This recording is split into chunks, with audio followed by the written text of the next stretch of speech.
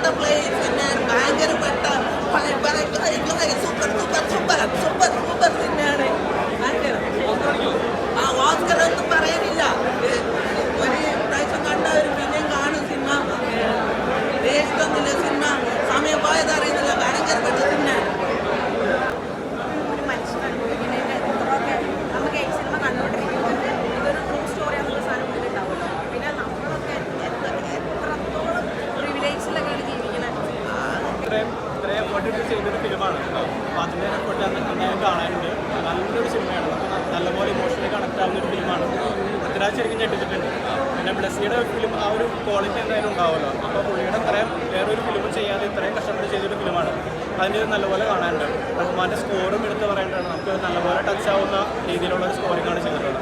പൃഥ്വിരാജ് ശരിക്കും ഞെട്ടിച്ചിട്ടുണ്ട്. നമ്മൾ പുള്ളി വേറെ ഫിലിമിൽ കാണുന്ന പോലെയല്ല, ആ ഒരു പൃഥ്വിരാജിനല്ല ഇതിനകത്ത്. റിയൽ ലൈഫ് സ്റ്റോറി ആകുമ്പോൾ അതികഠിനമായിട്ടുള്ളൊരു പ്രയത്നം കൊണ്ടാണ് ഇത്രയും സിനിമ വരെ എത്തിയത്.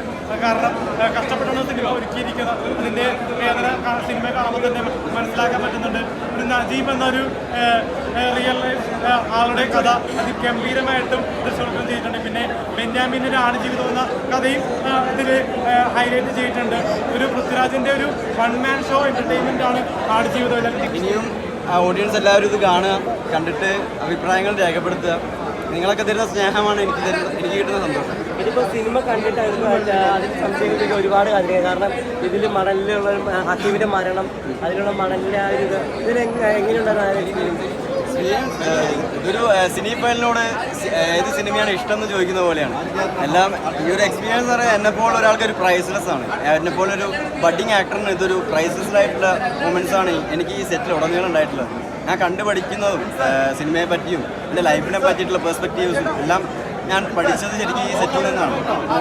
എന്നെ സംബന്ധിച്ച് ഇതെല്ലാം ഒരു ന്യൂ എക്സ്പീരിയൻസ് ആയിരുന്നു, പ്രൈസ്ലെസ് ആയിട്ടുള്ള എക്സ്പീരിയൻസ് ആയിരുന്നു. ഇതിപ്പോൾ രാജുവേട്ടൻ ബ്ലസ്സിക്കാരനെ പോലെ ഡയറക്ടർ, സോ ഒരു complete study university, acting university തന്നെയായിരുന്നു. സോ അവരുള്ള ഒരു ഇൻട്രാക്ഷൻസ് എങ്ങനെയായിരുന്നു? ഇപ്പോൾ ബ്ലസ്സി സാറാണെങ്കിൽ എന്നെ ഒരു മകനെ പോലെ കെയർ ചെയ്തിട്ടുണ്ട്. രാജുവേട്ടനാണെങ്കിൽ ഒരു ബ്രദർലി ഫീൽ എപ്പോഴും എനിക്ക് തന്നിട്ടുണ്ട്. സോ അവരുടെ കൂടെയുള്ള എക്സ്പീരിയൻസ് എന്നെ എപ്പോഴും ഒരു പുതിയൊരാളാണ് എന്നുള്ള രീതിയിൽ തോന്നിപ്പിക്കാതെ എനിക്കുള്ള എല്ലാ അഡ്വൈസസും എല്ലാ കെയറും പാമ്പറിങ്ങും എല്ലാം തന്നിട്ട് അവരെന്നെ നേർച്ചർ ചെയ്തിട്ടുണ്ട്. സോ അതിനെല്ലാം അവർക്ക് എൻ്റെ ഹൃദയം തുറന്നിട്ടൊരു നന്ദി. എല്ലാവർക്കും, ഈ സെറ്റിലുള്ള എല്ലാവർക്കും, അവർക്ക് മാത്രമല്ല എല്ലാവരും ഈ സെറ്റിലുണ്ടായിരുന്നു എല്ലാവർക്കും എൻ്റെ ഹൃദയം തുറന്നിട്ടൊരു നന്ദി. സിനിമയ്ക്കൊന്നും പറയാനില്ല. നജീബ് എന്ന കഥാപാത്രം പൃഥ്വിരാജ് സാറ് അവതരിപ്പിച്ച ഭയങ്കരപ്പെട്ട സിനിമയാണ്. ഇത് നമ്മൾ കണ്ടിരിക്കാനുള്ള ഒരു ഈ സമയത്ത് ഭാഗ്യം എന്ന് തന്നെ പറയാം. അപ്പോൾ പൃഥ്വിരാജിൻ്റെ അഭിനയമൊന്നും പറയാനില്ല.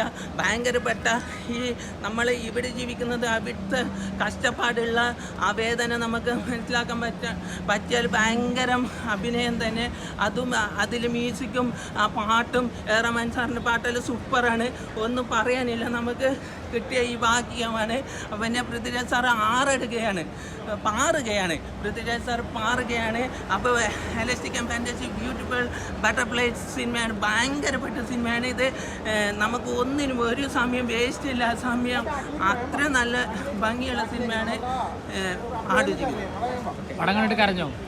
പടം കണ്ട് കരയാനല്ല ആ അവസ്ഥയിലാണ്. അഭിനയം കണ്ട് നമുക്കിങ്ങനെ സ്റ്റക്കായ പോലെയായി. അത്രയും നല്ല അഭിനയമാണ് പൃഥ്വിരാജ് സാറിൻ്റെ. എനിക്ക് ഒരാഗ്രഹമുണ്ട് പൃഥ്വിരാജ് സാറിൻ്റെ ഒന്നിച്ചൊരു ഫോട്ടോ എടുക്കണമെന്ന്.